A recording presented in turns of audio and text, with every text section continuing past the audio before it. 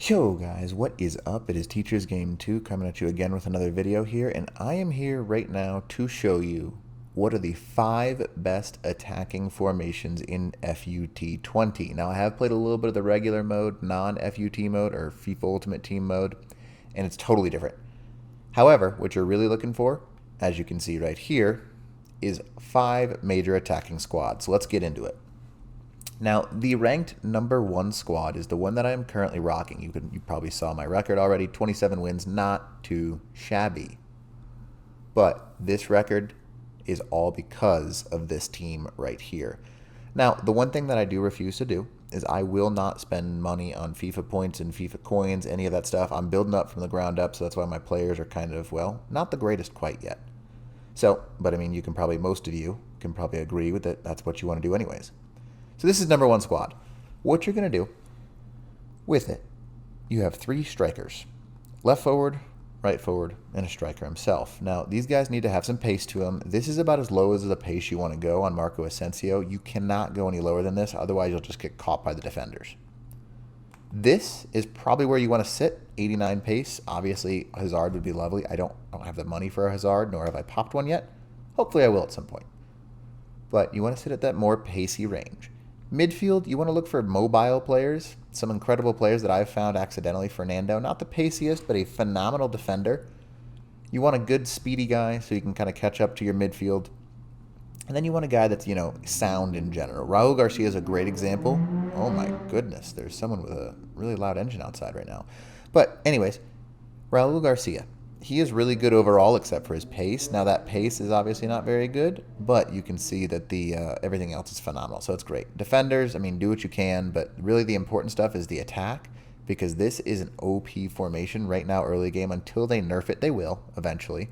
But this formation is something that's just insane, because 3 strikers is just too much to hold for a defense, and it attacks right up the middle, which in this game is absolutely crazy. With this speed, couple of through balls, and you are in on goal almost every time. Just trust me on this one. I've never liked this formation. I've always hated it, but for this year, it's just great, because wings are almost useless with those left and right backs being so powerful. Now, oops, wrong button, but let's go ahead and check out the next squad. So next one is actually almost the exact same, so I'm not going to spend much time talking about it. The 4-3-1-2. The only difference here is the defense and midfield is exactly the same. And with the attack, you're basically stating that you do not have wingers in the league you're trying, or you can't afford them. So 2 strikers and a cam. You want to set your cam so he is on basically constantly stay forward, constantly attack.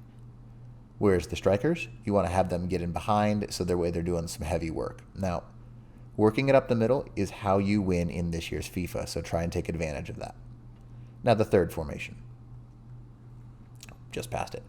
Now the 4-2-4.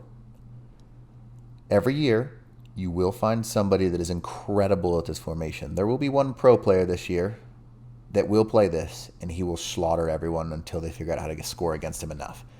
This formation is entirely based on attack, attack, attack, attack. I've played it a couple of times. I've scored 6, 7, 8 goals in a game with it. However, you let up 4 or 5 goals at least, just because your defense cannot hold.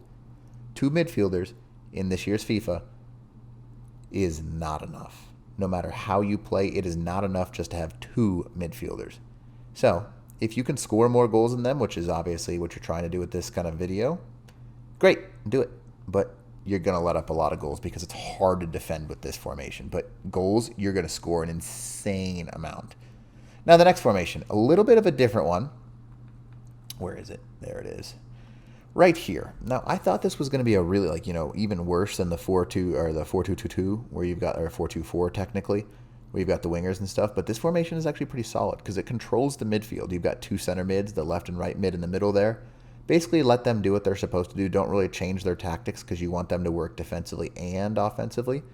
But you kind of want to avoid taking too much effort forward or backwards. So just leave them on normal. Center backs, you got to have some speedy guys, otherwise you're in trouble because those wings will just crush you. And then your strikers, keep them moving in the middle because you've got so much control of the midfield right here that you can just overpower people really, really easily. But that striking core, Really important to have some speed because you can work it up the middle super duper easy. Love this formation, but I still think the top two are my favorites. Now let's check out the last one. If you're a little bit of a player that's got some different preferences, this formation is perfect for you. Let's say you're still a fan of wings, okay?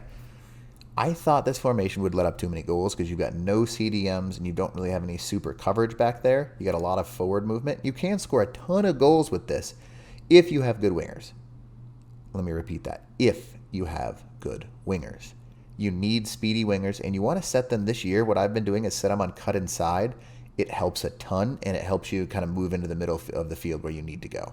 That midfield, you just want to keep a strong midfield that's got a lot of presence. Your center mids need to be really mobile because you want them forward and backward. Nothing that's like a rock on the attack or a rock on the defense. So speedy guys helps. Your defense, kind of just make sure they stay back because otherwise you're going to get burned behind. So that's one thing you should be very, very, very careful of. Now, hopefully you enjoyed this little video, but I mean, as you can see, it's been working pretty well for me. Got a decent record so far. Right now, 27, 4, and 10. Nothing great. I've lost those 10 games. You are going to play like I have. I've played 3 Ronaldos so far. Now, it's stupid that that's even possible. That's something, but people spend money on this game, and you know, I'm not going to do that. I'm going to play the original way. And it's going to be fun. Well, it's my goal. No FIFA coins, no FIFA points. Just the old-fashioned grind my team to the top method. So you will lose those games to those kind of people, but hopefully you're enjoying the game. I'm loving it so far. The control of the midfield is great. If you have any requests or anything like that, make sure to mention something because really, I will try and make as many videos as I can to help you guys out. But if there's like, hey, can you give me some hints on this? I will do what I can. And if I don't know the answer, I'll find it. I'll figure out a way to test it out. So other than that, Teacher's Game 2.